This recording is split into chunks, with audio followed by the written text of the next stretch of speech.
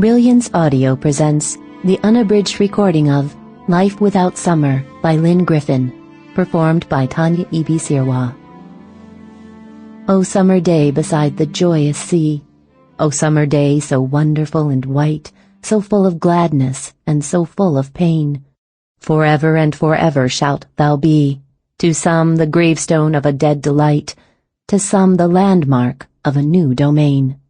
From A Summer Day by the Sea, Henry Wadsworth Longfellow. Part 1. The Fall. Day 18 without Abby. There's a thud as her little body collides with the steel fender. No scream. Just a soft sigh, a surprised breath inhaled as she's lifted from the ground only to be returned there. I hear it happen. I see it happen. And I wasn't even there.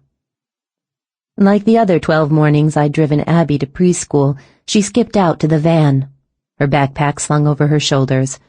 It was so wide her little head of curls stuck up like a turtle's out of its shell. The only sound I heard that sun-drenched morning was her chirpy voice telling me to hurry. It was too early in the season to hear discarded leaves under her feet, though I wouldn't have heard them anyway. She was wearing her new ballet slippers, the ones she'd worn every day since I'd bought them for back to school.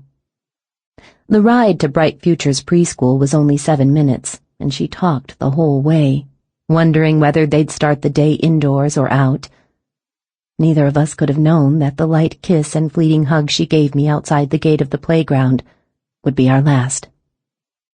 I've gone over and over every detail of that morning, thinking if only I'd kept her home because of those sniffles, or if only it was my day to volunteer. Maybe if I changed one single thing about that morning, life would be different now. I can't see how writing about it will help, but Celia says it will. My first therapy appointment was yesterday.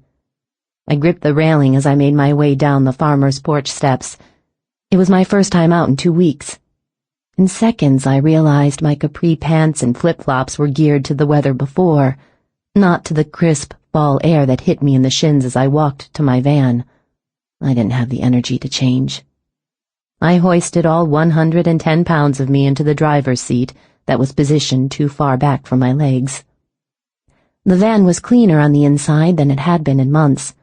Ethan must have been the last to drive my Voyager, that no longer has a car.